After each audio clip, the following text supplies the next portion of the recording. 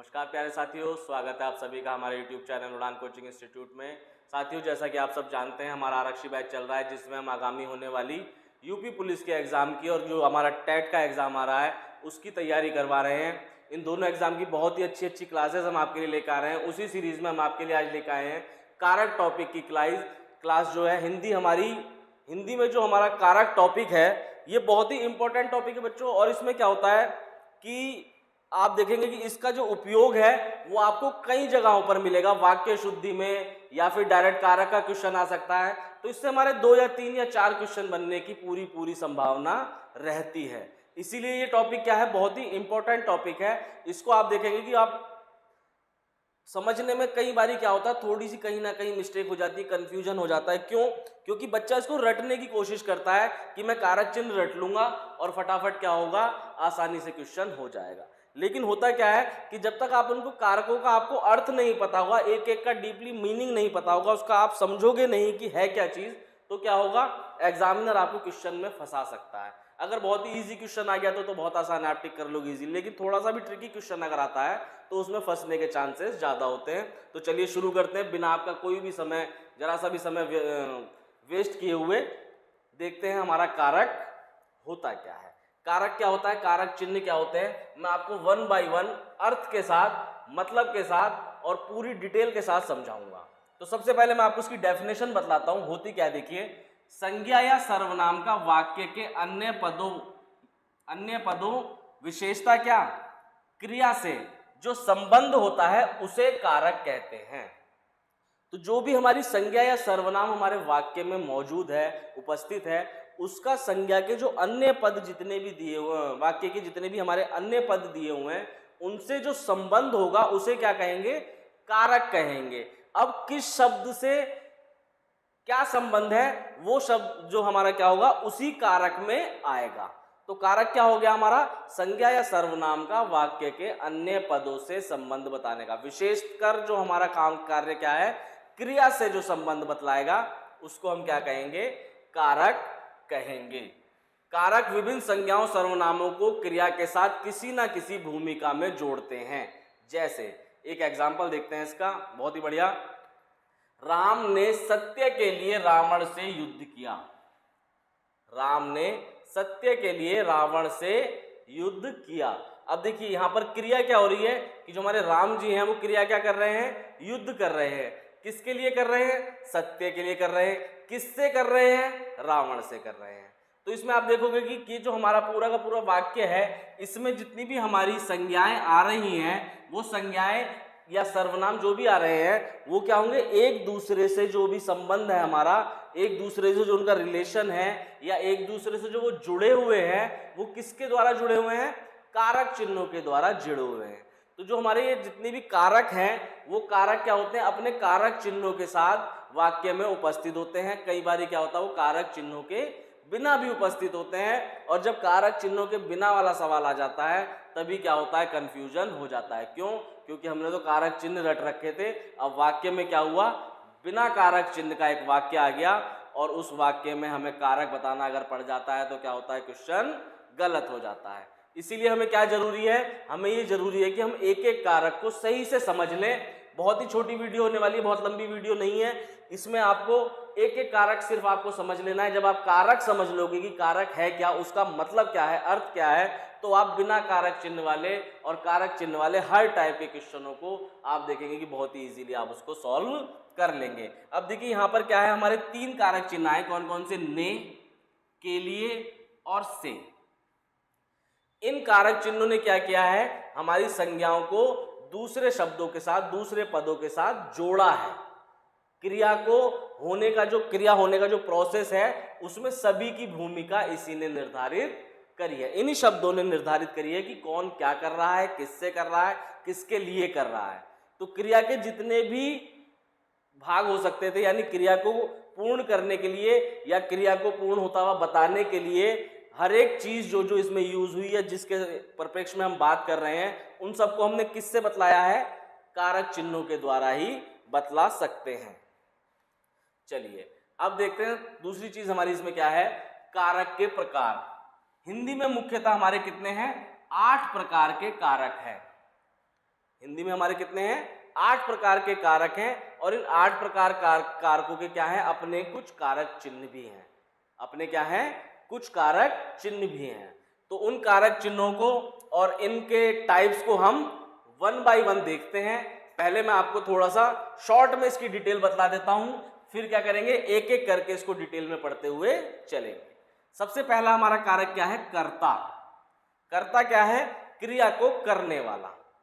कर्ता हमारा क्या है? क्रिया को करने वाला। जो भी क्रिया को कर रहा है, जो भी हमारी संज्ञा या सर्वनाम क्रिया को कर रहा है, वो क्या है? हमारा कर्ता है। इसका कारक चिन्ह क्या है? ने। इसका कारक चिन्ह क्या है? ने। दो चीजें हो सकती हैं, या तो कारक चिन्ह होगा या फिर नहीं होगा। जैसे राम ने खाना खाया, अब क्या हुआ? क्रिया कौन कर रहा है? राम कर रहा है। तो इसमें हमारा राम के साथ कौन सा कारक चिन्ह आ गया? ने आ गया। अब ने किसका है? हमारा कर्ता का। अब मैं आपको बोलूं, राम पत्र लिख रहा है। राम पत्र लिख रहा है। अब आप देखोगे कि इसमें कोई भी हमारा कारक चिन्ह नहीं आया, लेकिन कार्य तो हो रहा है, क्रिया तो हो रही है, और क्रिया कौन कर रहा है? कर्ता कर रहा है। तो अगर आपसे ऐसे पूछ लिया जाए कि भाई राम पत्र लिख रहा है, इसमें राम में कौन सा कारक है, तो आप बतलाएंगे कि कौन सा कारक है? भाई राम हमारा क्या है? कर्ता है। दूसरा देखते हैं, दूसरा कारक कौन सा? हमारा कर्म। कर्म क्या है? क्रिया से प्रभावित होने वाला। जो क्रिया हो रही है उससे जो भी प्रभावित हो रहा होगा, यानी उस क्रिया का जिस पर भी इफेक्ट पड़ रहा होगा, प्रभाव पड़ रहा होगा, वो हमारा कर्म कहलाएगा। और इसका कारक चिन्ह क्या है? को। नेक्स्ट क्या है? करण। क्रिया का साधन। क्रिया को जिस भी साधन से संपूर्ण किया जा रहा है, पूर्ण किया जा रहा है, वो हमारा करण कहलाएगा। इसका कारक चिन्ह क्या है? से या फिर के द्वारा। फिर क्या है? हमारा संप्रदान। जिससे क्रिया के उद्देश्य या प्रयोजन का पता चलेगा, उसको संप्रदान कहेंगे। इसका कारक चिन्ह को या फिर के लिए। फिर आता है अपादान, जहां पर अलगाव हो। इसका कारक चिन्ह से या फिर से अलग। अभी मैं आपको एक एक कारक बहुत ही डिटेल में बताऊंगा, फिलहाल मैं थोड़ा सा इंट्रोडक्शन दे रहा हूं ताकि आप समझ जाएं जब हम आगे इसको डिटेल में पढ़ें। फिर क्या आता है? हमारा संबंध कारक। जहां पर भी दो पदों का क्या हो रहा होगा? आपस में संबंध बताया जा रहा होगा, वहां पर हमारा संबंध कारक होगा। इसके कारक चिन्ह का, के, की, रा, रे, री, ना, ने, नी।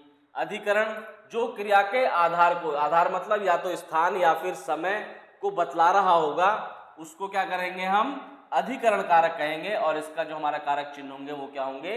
में या फिर पर। अब देखिए, कारक चिन्ह जो होते हैं, कारक चिन्ह, इनको कारक चिन्ह भी कहते हैं, विभक्ति भी इन्हीं को कहते हैं,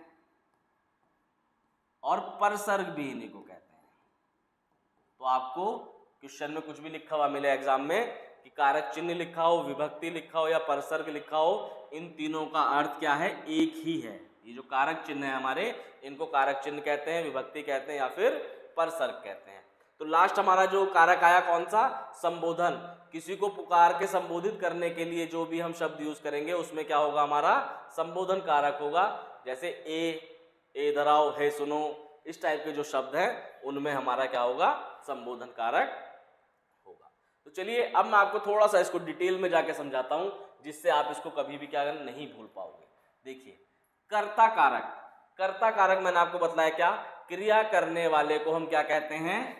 कर्ता कहते हैं। बिना कर्ता के क्रिया नहीं हो सकती। यह कर्ता प्राय क्या होता है? चेतन होता है। चेतन मतलब जीवित होता है, सजीव होता है, क्योंकि क्रिया कोई सजीव चीज ही कर सकती है। कई बारी मशीन भी करती है, लेकिन मशीन साधन बन जाती है ना। तो क्रिया क्या होगी? कोई चेतन जीवित चीज ही क्रिया कर सकती है। अब देखिए, जैसे हमने ये शब्द, एक सेंटेंस लिया, मोहन लिख रहा है। मोहन लिख रहा है। मैंने भी आपको एग्जांपल दिया था कि राम लिख रहा है। तो इसमें अब देखें, अगर आपसे एग्जाम में पूछा जाए कि भाई इसमें मोहन में कौन सा कारक है या मोहन कौन से कारक में आता है, तो मोहन हमारा किस कारक में आता है? कर्ता कारक में आता है। मोहन हमारा किस कारक में आएगा? कर्ता कारक में आएगा। ठीक, एग्जाम में क्वेश्चन ऐसा भी हो सकता है कि इसमें कर्ता कारक बतलाइए, तो कर्ता कारक इसमें कौन है?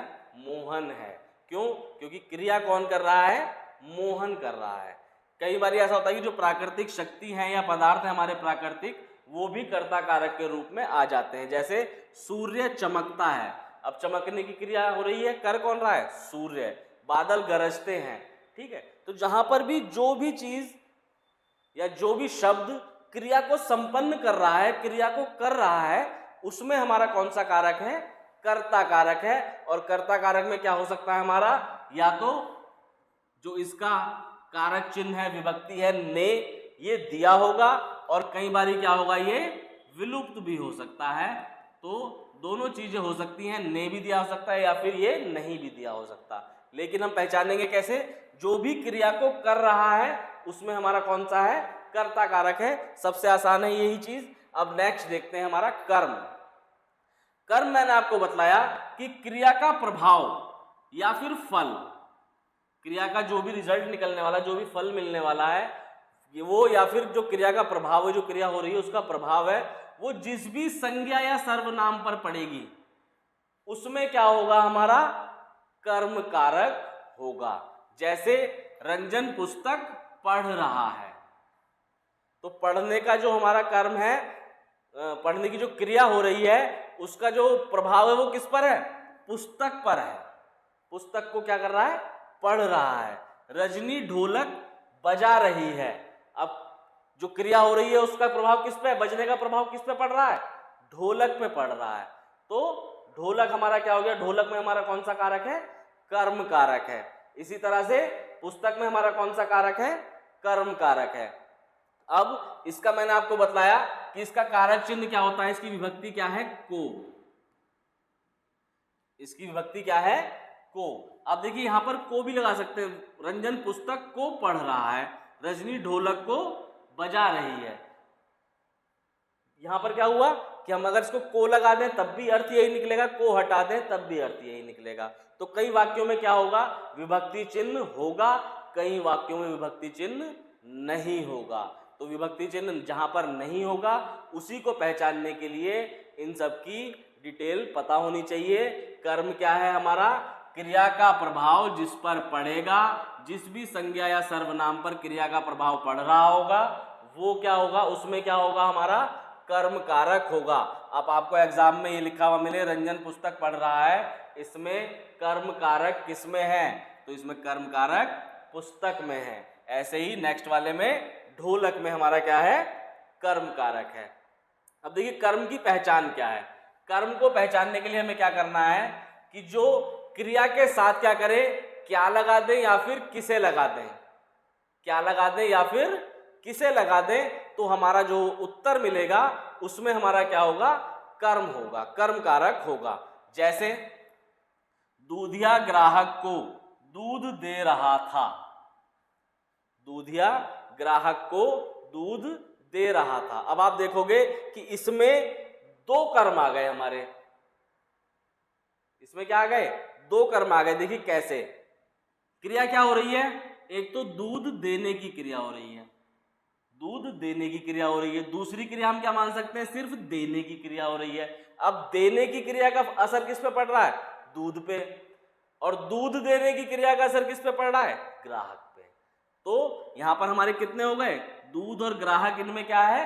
कर्म कारक है। दूसरा तरीका इसको पहचानने का कि आप क्या करें? क्रिया के साथ क्या लगा दें? क्या लगा दें या फिर किसे लगा दें। जैसे दूधिया ग्राहक को क्या दे रहा है? दूधिया ग्राहक को क्या दे रहा है? अब क्या आते ही क्या होगा? इसका उत्तर क्या है? दूध। तो उत्तर की जगह जो आया वो क्या हो गया? हमारा कर्म कारक हो गया। उसमें कौन सा कारक है? कर्म कारक है। दूधिया किसको दूध दे रहा है? अब ग्राहक की जगह हमने क्या लगा दिया? किस लगा दिया या किसे लगा दिया। दूधिया किसे दूध दे रहा है या किसको दूध दे रहा है, तो ये क्या हो गया? इसके उत्तर में क्या आएगा? ग्राहक को। तो ग्राहक में क्या आ गया? हमारा कर्म कारक आ गया। ठीक। अब देखिए इसके साथ क्या है? विभक्ति जुड़ी हुई है, इसके साथ विभक्ति नहीं जुड़ी हुई है। लेकिन दोनों में क्या है? हमारा कौन सा कारक है? कर्म कारक है। तो कर्म कारक अगर आपसे एग्जाम में पूछा जाता है तो आपको तुरंत क्या करना है? क्रिया में क्या लगा देना है या फिर किसे लगा देना है। जो भी क्रिया हो रही है उसमें लगा दो कि भाई क्या हो रहा है। तो क्या हो रहा है? जो कार्य हो रहा होगा वो आपको पता चल जाएगा। किसे किसके लिए हो रहा है वो आपको पता चल जाएगा। तो क्लियर हो गई ये चीज। चलिए नेक्स्ट उस पर बढ़ते हैं। नेक्स्ट हमारा क्या है? करण कारक। देखिए करण कारक क्या होता है, करण का अर्थ है हमारा जो साधन है, यानी किसी भी क्रिया को करने का जो साधन होगा उसमें क्या होगा, हमारा करण कारक होगा। देखिए कैसे, संज्ञा या सर्वनाम के जिस रूप की सहायता से क्रिया संपन्न होती है उसे करण कारक कहते हैं। यानी क्रिया जो संपन्न हो रही है, जिसकी सहायता से हो रही है क्रिया संपन्न, उसको क्या कहेंगे हम, करण कारक कहेंगे। उसमें हमारा कौन सा कारक होगा, करण कारक होगा। और इसके हमारे विभक्ति चिन्ह मैंने आपको बताया कौन कौन से हैं, से या फिर के द्वारा, से या फिर के द्वारा, ये दोनों इसके क्या हैं, विभक्ति चिन्ह है। एग्जाम्पल से समझते हैं, उसने पेंसिल से चित्र बनाया, उसने पेंसिल से चित्र बनाया। अब देखिए क्रिया क्या हुई, चित्र बनाने की क्रिया हुई, किससे हुई, किसकी सहायता से हुई, पेंसिल की सहायता से हुई। तो पेंसिल में हमारा कौन सा कारक है, करण कारक है। यहां पर आप देखोगे तो आप विभक्ति भी मिल जाएगी। रविदत्त दाएं हाथ से लिखता है। अब क्रिया जो हो रही है उसका साधन क्या है, दायां हाथ, विभक्ति भी है। उसे पत्र द्वारा सूचित कर दिया गया, क्या क्रिया हुई, सूचित करने की हुई, किसके द्वारा हुई, पत्र के द्वारा हुई। तो साधन क्या है, पत्र है। सूचित किससे किया गया, पत्र से किया गया। तो पत्र में हमारा कौन सा कारक है, करण कारक है। उसे पत्र के द्वारा सूचित किया गया या उसे पत्र द्वारा सूचित किया गया। तो जहां पर भी आपको ये दिखे से या फिर के द्वारा, जिसमें आपका क्या निकल रहा हो, क्रिया करने का साधन निकल रहा हो, तो वहां पर हमारा क्या हो जाएगा, करण कारक हो जाएगा। ठीक है, चलिए नेक्स्ट देखते हैं, संप्रदान कारक। संप्रदान कारक क्या है, जिसके लिए क्रिया की जाती है या जिसे कुछ दिया जाता है उसमें क्या होगा, संप्रदान कारक होगा। जिस भी संज्ञा या सर्वनाम के लिए क्रिया की जा रही है उसमें क्या होगा, हमारा संप्रदान कारक होगा। जैसे अध्यापक ने छात्रों के लिए पुस्तक लिखी। अब अध्यापक क्या हो गया, कर्ता, अध्यापक में क्या है, कर्ता कारक है। आ गया ने, छात्रों के लिए पुस्तक लिखी, क्या कार्य किया गया, लिखने का कार्य, क्रिया क्या हो गई हमारी, लिखने की हो गई। इसका इफेक्ट किस पे पड़ रहा है, पुस्तक पे पड़ रहा है, तो पुस्तक क्या हो गई हमारी, कर्म हो गई। संप्रदान किस में है, छात्रों के लिए। किसके लिए किया गया है कार्य, छात्रों के लिए किया गया है। तो छात्रों में हमारा कौन सा कारक होगा, ये किस में आएगा, हमारा संप्रदान कारक में आएगा। और आप देखेंगे कि इसमें संप्रदान कारक का विभक्ति भी आपको मिल जाएगी। संप्रदान कारक की विभक्ति क्या होती है, को या फिर के लिए। जहां पर भी आपको ये दिखे को या फिर के लिए, इसमें क्या होगा, हमारा संप्रदान कारक होगा। अपनी पुस्तकें दूसरों को मत दो, अपनी पुस्तकें दूसरों को मत दो, यानी ये जो क्रिया हो रही है, किस चीज की क्रिया हो रही है, ना देने की क्रिया, यानी किसी चीज से रोका जा रहा है, तो किसको मत दो, दूसरों को मत दो। तो यहां पर क्या हो गया, हमारा संप्रदान कारक हो गया। किसके लिए ये क्रिया, किसके लिए करी गई है, दूसरों के लिए करी गई है, कि भाई दूसरों को ये पुस्तक मत दो। ये जो क्रिया करी जा रही है, जो क्रिया करी जाएगी, मतलब करी तो नहीं जा रही, ये तो आदेश है, जो क्रिया करी जाएगी, ना देने वाली जो क्रिया है, भाई ये किसी चीज को ना देना, ये भी तो क्रिया है। इसको जो करा जा रहा है, किसके लिए करा जा रहा है, दूसरों के लिए। इसी तरह से बाबू ने भिखारी को 10 रुपए दिए, तो बाबू ने किसको, क्या क्रिया हुई, पैसे देने की क्रिया हुई, किसके लिए हुई, भिखारी के लिए हुई। तो जहां पर भी क्या आपको दिखे, जिस चीज के लिए क्रिया की जा रही है वो क्या होगा, वहां पर संप्रदान कारक होगा। आप जहां पर भी ऐसा सेंटेंस पढ़े कि कोई चीज दी जा रही है, तो जिसके लिए दी जा रही है या जिसको दी जा रही है उसमें क्या होगा, हमारा संप्रदान कारक होगा। बहुत ही सिंपल इस तरह के साथ रख सकते हो आप, कि अगर कहीं पर भी आपको दिखे कि कोई चीज दी जा रही है, तो जिसको भी दी जा रही होगी उसमें क्या होगा, हमारा संप्रदान कारक होगा। चलिए नेक्स्ट हमारा क्या आता है, अपादान। देखिए अपादान क्या है, अपादान है हमारा जहां पर भी अलगाव का भाव होगा, उसको प्रकट जो भी चीज कर रही होगी उसमें क्या होगा, अपादान कारक होगा। ठीक, संज्ञा या सर्वनाम के जिस रूप से अलग के होने का भाव प्रकट हो उसे अपादान कारक कहते हैं। इसकी विभक्ति क्या है, से। अब देखिए से विभक्ति इससे पहले किसकी थी, करण की भी थी। अपादान की भी विभक्ति क्या है, से। लेकिन इसमें क्या होगा, जो वाक्य में भाव आ रहा होगा वो क्या आ रहा होगा, से अलग। कोई चीज किसी चीज से अलग हो रही होगी तो हमारा वहां पर क्या होगा, अपादान कारक होगा। जैसे मोहन छत से कूद पड़ा, अब छत से क्या हुआ, कूद गया, छत से क्या हो गया, अलग हो गया। तो यहां पर ये जो से विभक्ति है ये किस में आ गई, हमारी अपादान में आ गई। वह कल ही दिल्ली से लौटा है, दिल्ली से क्या हुआ, लौट आया है, दिल्ली से अलग हो गया है, तो क्या हो गया हमारा यहाँ पर, अपादान कारक हो गया। यमुना यमुनोत्री से निकलती है, यमुनोत्री से अलग हो रही है, तो इसका मतलब अपादान कारक। यह घर से कई बार भाग चुका है, घर से भाग रहा है मतलब घर से अलग हो रहा है, तो अपादान कारक। तो जहां पर भी आपको से दिखे वहां पर आपको क्या करना है, ये देख लेना है कि भाई ये साधन है क्रिया करने का या फिर कुछ अलग होने की बात है। अगर साधन है तो करण कारक, और कुछ अलगाव हो रहा है, कुछ चीज अलग हो रही है तो अपादान कारक। चलिए नेक्स्ट हमारा संबंध कारक। संबंध कारक तो बहुत इजी है, आप बहुत इजीली इसको पहचान भी लेंगे। क्या कि जब भी संज्ञा और सर्वनाम का क्या होगा, संबंध बताया जा रहा होगा दूसरे शब्दों से या दूसरी किसी संज्ञा सर्वनाम से, तो वहां पर क्या होगा, हमारा संज्ञा सर्वनाम होगा। जैसे राम मोहन का मित्र है, यह पुस्तक किसकी है, यह पुस्तक मेरी है। तो ये जो क्या है, इसके कारक चिन्ह क्या है हमारे, का, के, की, रा, रे, री, ना, ने, नी। ठीक है, तुम्हारा, तुम्हारी, तुम्हारे, किसका, किसकी, किसके। तो ये जहां पर भी आपको दिखे इस टाइप के जो कारक चिन्ह हैं वहां पर आप इजीली पहचान लोगे क्या है, संबंध कारक है।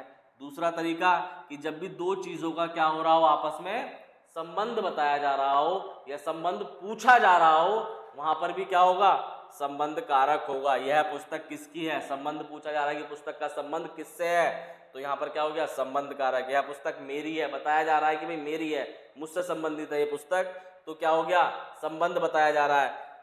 तो जहां पर भी आपको क्या मिले, संबंध पूछा जा रहा हो या संबंध बताया जा रहा हो, वहां पर क्या होगा, संबंध कारक होगा।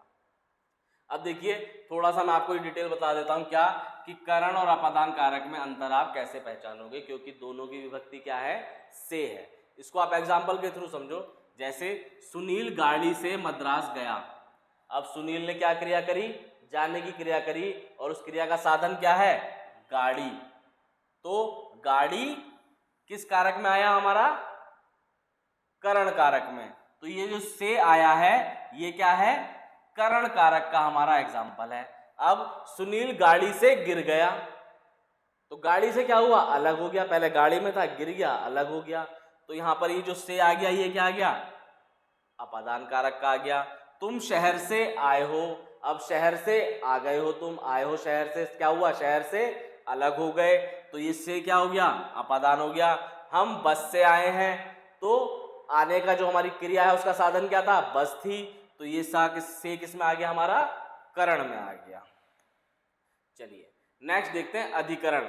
अधिकरण कारक हमारा क्या है, मैंने आपको बतलाया कि जो हमारी क्रिया हो रही है उस क्रिया के होने का अगर हमें कोई चीज स्थान बता रहा है या फिर समय बतला रहा है, तो उसमें क्या होगा, हमारा अधिकरण कारक होगा। उस स्थान में और उस समय में हमारा अधिकरण कारक होगा, या ऐसे कह लीजिए कि अधिकरण कारक में क्या चीज आएगी, वो स्थान और वो समय, जो भी क्रिया के होने का स्थान या समय होंगे वो अधिकरण कारक में आएंगे। क्रिया के होने के स्थान और काल को बताने वाला कारक अधिकरण कारक कहलाता है। इसकी विभक्तियां क्या है, में, पर, के, ऊपर, के, अंदर, के, बीच में, क्या हो, स्थान बतला रहा हो या फिर समय बतला रहा हो। तो इसका पहला क्या है, स्थान बोधक देखते हैं। स्थान बोधक में क्या है, चिड़िया पेड़ पर बैठी हैं, तो चिड़ियाओं के बैठने का स्थान बतला दिया, क्रिया के होने का स्थान बता दिया। सिंह वन में रहता है, तो क्या क्रिया है, रहने की क्रिया है, कहां पर, वन में, तो ये क्या हो गया, हमारा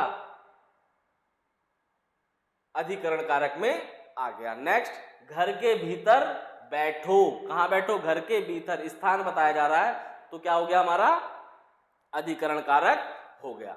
तो जहां पर भी हमारा क्या होगा, स्थान बोधक चीज होगी, स्थान बतलाया जा रहा होगा, उसमें हमारा क्या होगा, अधिकरण कारक होगा। दूसरा, जहां पर भी क्या बताया जा रहा होगा, काल बताया जा रहा होगा, यानी समय बताया जा रहा होगा, वहां पर भी क्या होगा, हमारा अधिकरण कारक होगा। मैं शाम को आऊंगा, अधिकरण कारक। गाड़ी 4 घंटे में पहुंचेगी, अधिकरण कारक। परीक्षा मार्च में होगी, अधिकरण कारक। तो इस में क्या बताया जा रहा है? समय बताया जा रहा है। तो जब समय बताया जाएगा तो हमारा अधिकरण कारक होगा। नेक्स्ट देखते हैं, कई बार क्या होता है, विभक्ति रहित आपको अधिकरण कारक मिल जाएंगे। जैसे वह अगले साल आएगा, तो इसमें क्या है? अगले साल में क्या है? इसमें हमारा अधिकरण कारक होगा। इस जगह पूर्ण शांति है, जगह में क्या हो गया? स्थान बतलाया गया, अधिकरण कारक। वह घर घर घूमता है, घर घर में क्या है? अधिकरण कारक। तुम्हारे घर सोना बरसेगा, स्थान बतलाया गया, तो सोना बरसेगा कहां पर? घर पर, तो अधिकरण कारक। नेक्स्ट है हमारा संबोधन। संबोधन कारक हमारा क्या है? संज्ञा के जिस रूप में किसी को पुकारा, बुलाया, सुनाया या सावधान किया जाए उसे संबोधन कारक कहते हैं। यानी जिस भी संज्ञा के रूप से क्या हो रहा हो कि हम किसी को पुकार रहे हों, बुला रहे हों, कुछ सुना रहे हों या फिर उसको हम चेतावनी दे रहे हो, सावधान कर रहे हो, उसमें क्या होगा? संबोधन कारक होगा। जैसे हे भगवान मुझे दुष्टों से बचाइए, तो इसमें क्या है? हमारा संबोधन कारक है। अरे भाई तुम अब तक कहाँ थे? संबोधन कारक। अजी श्रीमान, क्या कर रहे हैं? संबोधन कर रहे हैं। किसी को भी जब आप संबोधित करोगे तो उसमें हमारा संबोधन कारक होगा। दूसरा, इसको पहचानने के सबसे अच्छा तरीका कि जहाँ पर भी ये साइन जिस भी शब्द में आपको दिखें वहाँ पर क्या होगा? हमारा संबोधन कारक होगा। तो मेरे ख्याल से बच्चों आपको ये बहुत अच्छे से समझ में आ गई होगी कि हमारी ये कारक जो हैं क्या क्या होते हैं, कैसे इनको पहचान सकते हैं। तो मैंने आपको ये लिंग, कारक, वचन तीनों मैंने आपको अलग अलग वीडियो में इसलिए थोड़ा डिटेल में ज़्यादा समझाए क्योंकि मैं जो बच्चों से फीडबैक लेता हूँ या जो पता चलता है उसमें यही चीज़ पता चलती है कि इसमें क्या होता है, जानते हुए भी बच्चा ना गलत कर देता है, कंफ्यूज हो जाता है। इसलिए मैंने आपको थोड़ा डिटेल में ज़्यादा पढ़ाया, 1 बाय 1 थोड़ी इनकी सबकी अलग अलग वीडियो बनाई। अब मैं जो आपके लिए अगली वीडियो लाऊंगा उसमें मैं आपको इनके जब प्रैक्टिस सेट कराऊंगा तब आप देखोगे कि कैसे क्वेश्चन में कंफ्यूजन हो सकता है और कैसे आपका कंफ्यूजन दूर हो चुका है इस वीडियो को देखने के बाद। तब तक के लिए बहुत बहुत धन्यवाद। और बच्चों प्लीज़ आपसे मेरी बार बार एक ही गुजारिश है कि हमारे चैनल को प्लीज़ लाइक, सब्सक्राइब और ज़्यादा से ज़्यादा अपने फ्रेंड्स में, फ्रेंड सर्कल में जो भी तैयारी करने वाले, जो भी सीरियस तैयारी करने वाले बच्चे हैं उनके साथ ज़्यादा से ज़्यादा शेयर करिए।